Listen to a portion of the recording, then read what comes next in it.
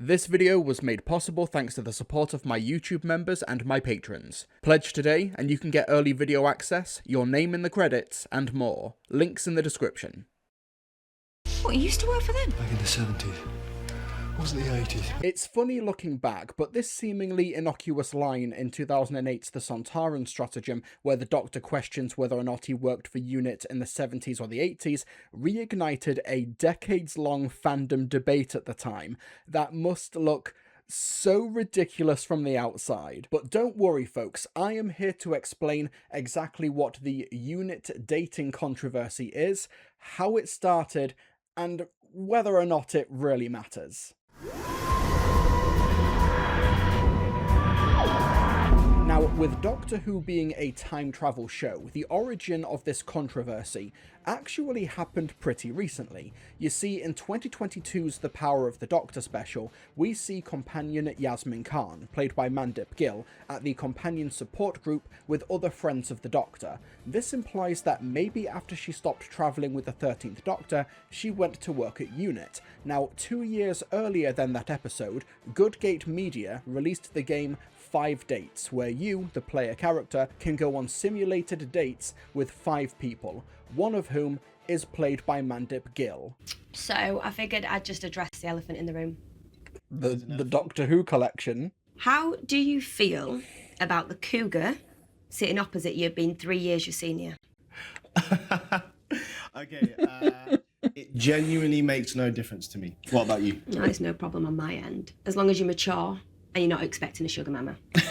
Oh dear, I've been rumbled. And that, my friends, is the UNIT dating controversy. Personally, I think that UNIT personnel can date whoever they want. Okay, obviously I'm kidding, but if you did actually want to see me go on a date with Mandip Gill, this video is exclusive to my patrons and my YouTube members, so check those out.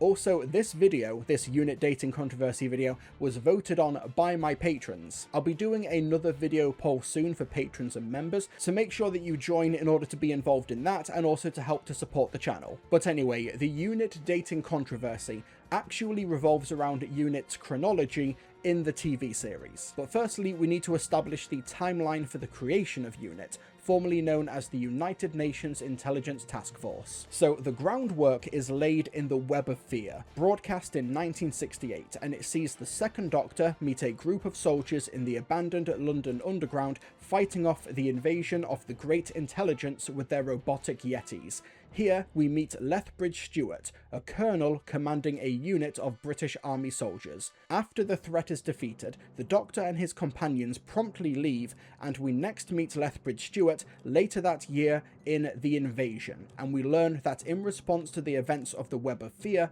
the colonel has been promoted to brigadier and has been tasked with leading a new organisation called UNIT. The brigadier even states that the Yeti invasion happened 4 years ago to him. That's right, McCrimmon in the Underground. Must be 4 years ago now. But when does the Web of Fear actually take place, aside from, 4 years before the invasion? Well, the Web of Fear does actually give us some clues to work with here. You see, this story acts as a sequel to a previous story, The Abominable Snowmen, which has the Second Doctor first meeting the Great Intelligence, who uses Yetis to invade a monastery in Tibet. The Web of Fear says that this happened in 1935. And you met him, when was it you said, in 1935? Professor Travers, who was there for the original invasion, meets the Doctor again and says this. That's over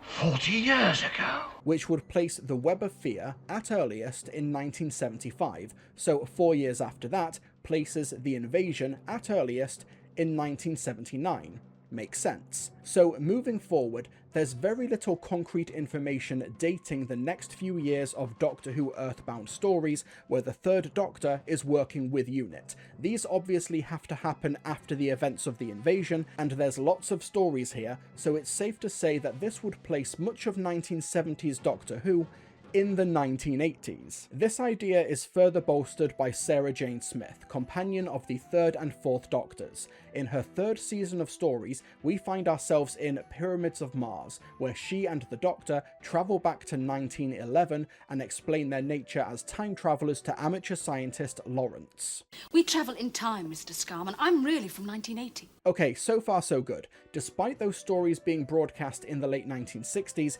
UNIT, in terms of the TV series, is formed in the late 70s and we follow it until the early 80s. The last time we see the Brigadier working at UNIT is in 1975's Terror of the Zygons, and the organization's on-screen history pauses after the broadcast of the android invasion that same year. Now fast forward 7 seasons later to the broadcast of 1983's Mawdryn Undead. We now follow the 5th Doctor, who follows the source of a signal disrupting the TARDIS to 1983 Earth. If these readings are correct, it's 1983 on Earth. Here, the Doctor meets the Brigadier, who has since retired from UNIT and is now teaching maths at an English boarding school.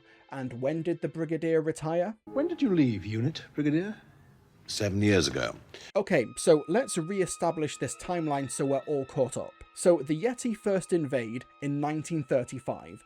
40 years later, they invade again in 1975. The Brigadier helps to form UNIT in 1979 and is then found teaching at a boarding school in 1983, having retired in 1976, 3 years before UNIT even exists. Hang on.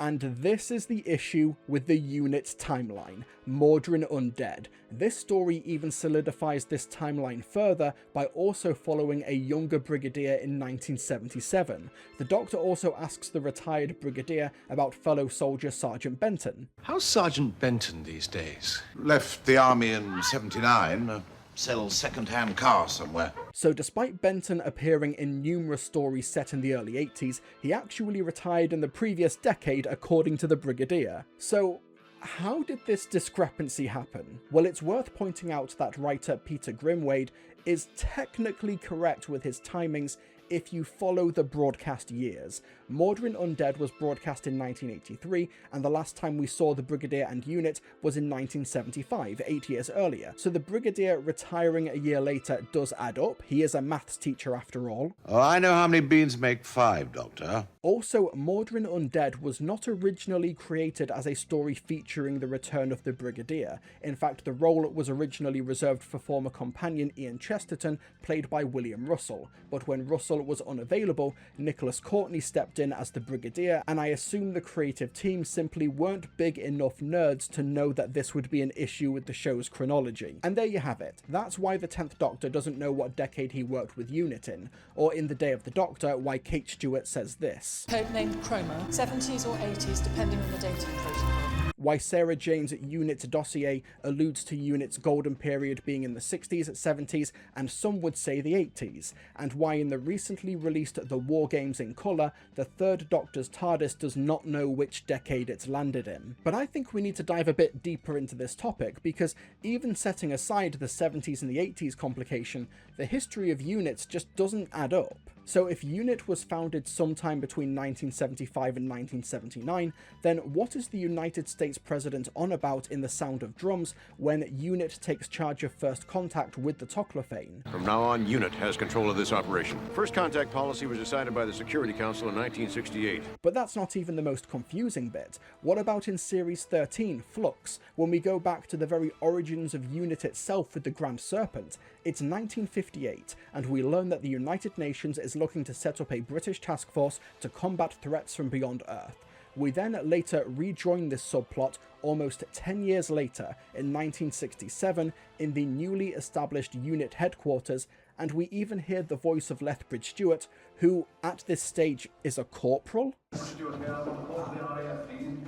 That's our new corporal. Now, putting aside the fact that a corporal is a lower rank than colonel, meaning that Lethbridge Stewart might have been demoted when he left the British Army to join UNIT, only to work up to Brigadier later, this is all happening a decade too early. The timeline now is 1935, the invasion in Tibet. 1975, Yetis in the underground. 1979, UNIT is formed and fights off the Cybermen.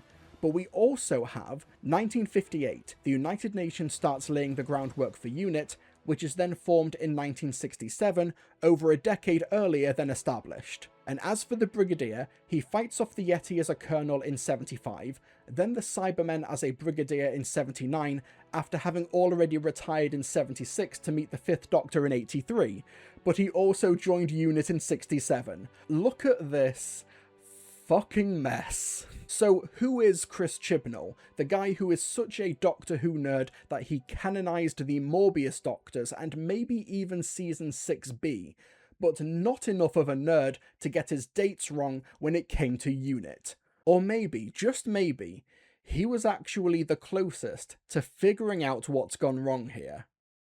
Let me explain. The biggest discrepancy here is the decade where most of the UNIT stories happen, the 70s or the 80s. But what if we had that wrong this whole time? But firstly, let's establish Doctor Who's strange history with what we'll call the present day. So Doctor Who was first created in 1963, and that's the year where the first episode of the series is set, and where our human companions Ian and Barbara come from. When the TARDIS makes its first journey back in time, the Doctor's granddaughter Susan confirms as much. We've left 1963. Oh, yes, undoubtedly. The main story arc in these first Doctor Who episodes in the show's first 2 years is about the Doctor trying to get Ian and Barbara back home as they fly across time and space. This arc culminates in the summer of 1965 in The Chase, where Ian and Barbara do indeed go back to their own time, except it's in line with the broadcast date and not their original departure date. Believe it! London 1965! You see, Doctor Who in its early years would make a concerted effort to make sure that they weren't too specific with the timings when they landed in the present day, but this didn't really come up too often anyway, because most stories took place either off-world or in a different time period entirely. In 1966's The War Machines, however, the Doctor does land back in 1960s England with companion Dodo, shortly after the completion of the London Post Office Tower, which opened to the public in May 1966. As for the second Doctor's era, there are a few occasions where he does land on Earth in what can be called approximate to the present day. The Faceless Ones, broadcast in 1967, is set in Gatwick Airport, and it's revealed at the end that it's set on July 20th, 1966, the same day that companions Ben and Polly originally left with the Doctor. That's handy, it means we now have an exact date for the War Machines when they first joined the crew. Throw in Planet of Giants, which likely takes place in the mid-60s as well, and we have to ask, with this pattern of approximate present-day stories for the show's first 4 seasons, what motivated the production team to just randomly leap forward a decade with the Web of Fear in Season 5, and now it's just set in the mid-70s? There's nothing about that story that demanded future technology on Earth, or knowledge, or an alternative version of London and its underground system, but no, it's just established that it's the 1970s because the Tibet invasion was in 35, and Professor Travers says that it was over 40 years ago, so now we're just in the 70s. But you know, in the Web of Fear, Travers is not the only character to mention the passage of time since Tibet. The story opens in the private collection of Julius Silverstein. In his possession is one of the Yeti robots from the original invasion in Tibet, which Travers sold to him at the time, and now he wants it back because he fears it might be dangerous. And how long has this Yeti been sitting in Silverstein's collection? For 30 years it stands here in my museum. Did you catch that? 30 years. Something that's even doubled down on a few moments later. I buy the Yeti of you 30 years ago. Could it be that this entire dating controversy has happened because Jack Watling, the actor who played Professor Travers, just got the line wrong when it comes to how much time has passed? That's over 40 years ago. Did he mean to say 30? I mean, it's easily done in 1960s television where it's expensive and time-consuming to remount a scene just because a small line was flubbed. 30 years does make a bit more sense in context as well. If it's been 40 years, are we saying that after the Great Intelligence were defeated in Tibet in 1935, that this Yeti robot was left there for 10 years, and then Travers went back for it to sell it to Silverstein? No, surely it would happen much closer to 1935, right? Now, indulge me here, because we're going to re-examine the unit timeline, but instead of using Travers' dialogue that it's been over 40 years since Tibet, we're going to go with Silverstein's dialogue, claiming it's only been 30. So, new timeline, Tibet invasion, 1935, London Underground invasion 30 years later in 1965. Now, 4 years later, we have 1969 for the invasion and UNIT is formed. The United Nations also has its first contact policy in place by 1968. Now, this way, the UNIT stories more or less take place in the present day from when they were broadcast. And when you put it in perspective like this, all the other additional information starts making so much more sense. So the Brigadier is a colonel in 65, joins UNIT in 67 as a corporal, moves up to Brigadier by 69 in time for the Cyberman invasion. Then he retires in 76 and meets the 5th Doctor in 83. So have I solved this?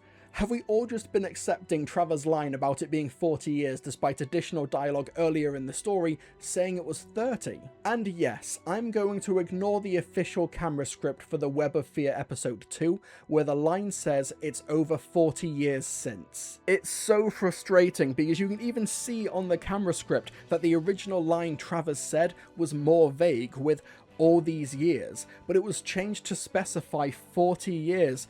Genuinely, and I'm not just saying this to try and wriggle my way out of this, but I think the original intent was for him to not specify how long, and whoever changed it just forgot the original mention of 30 years in part 1. So, have I done it? Have I solved the UNIT dating controversy? We travel in time, Mr. Scarman. I'm really from 1980. Fuck! Okay, can this still work? If we, of course, just assume that Sarah Jane isn't just lying to Lawrence in this scene for some reason, or just rounding up the decade she's in. Like, if I was in 2026 and time travelled, I wouldn't tell someone I'm from the 2030s. Okay, is there any way to square this circle? Honestly, no, I don't think there is. And the craziest part is, if it wasn't for this reference to 1980, then I think the timeline would make so much more sense. Take K9 and Company, for example. This explicitly takes place in 1981, the year it was broadcast. What is the Earth year? 1981, December 18th. And it opens with Sarah Jane visiting her Aunt Lavinia before Christmas, only to discover that the Doctor has left K9 as a present to her. K9 was delivered several years ago and has been in an attic in Croydon up until now. And when was he delivered? The Doctor last spoke in 1978 Earth years. So if Sarah Jane is from 1980, why would the Doctor deliver a present to her in 1978?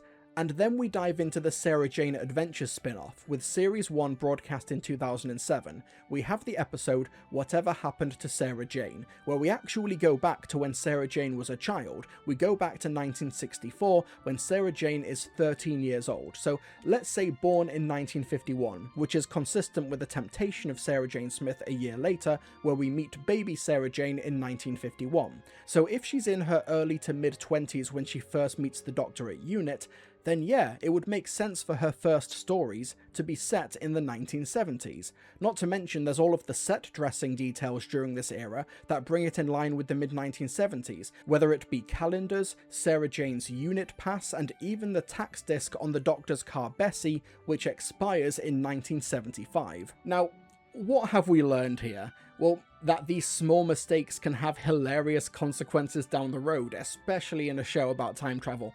Honestly, while Travers and Sarah Jane have clearly got their dates wrong in the text of the episodes themselves, I think it's safe to say that, in spirit, the UNIT stories actually take place in the late 60s to the early 70s. These seemingly innocent lines of dialogue accidentally broke the timeline of the Doctor Who universe, and I think that's hilarious. Even Doctor Who's relationship to the present day in the revival could not be simple. The 9th Doctor and Rose meet in 2005, then Rose is accidentally returned a year later, meaning that most of the Russell T Davies era of Doctor Who actually takes place a year in the future. It's not 12 hours, it's 12 months. You've been gone a whole year.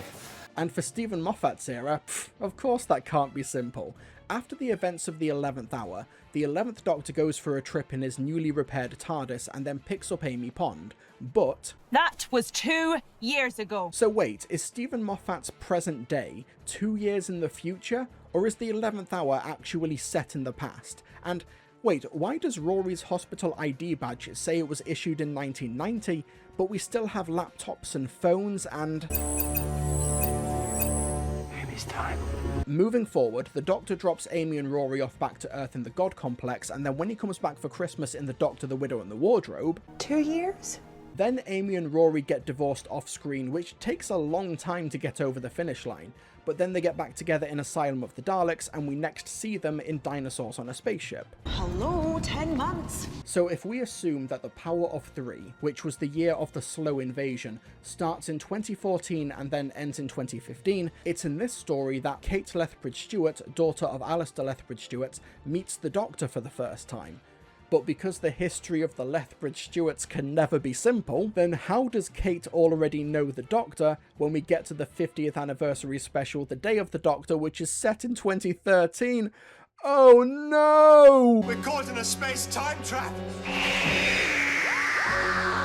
Hey folks, I hope you enjoyed the video. Something a bit more fun, a little bit more light-hearted this time around, especially after last month was basically just a downer look at the Bad Wolf era of Doctor Who. As usual, if you want to help support the channel, hit the like button, leave any comment down below, and be sure to subscribe. You can also support me financially by becoming a member or a patron. You should be seeing my supporters' names on the screen right now, and I want to give a shout out to these particular supporters: Chiba City Blues, Daniel Davis, DC63 Productions, Dean Jones, Air Hoovian, High Lord Wolnir, John, Joseph Adams, Lard Dragon Ezra, Leela, Marianne Mogensen, Michael Serrano, Palex, Phantom Forge, Raven Woods, Ray Sprinkle, Reese Lloyd, RJL, Ross A.T. Stewart, The Brit Sniper, The Scarlet Watcher, and Toy Toy. Thanks so much to all of my supporters, thanks to you folks for watching, and I'll see you all next time.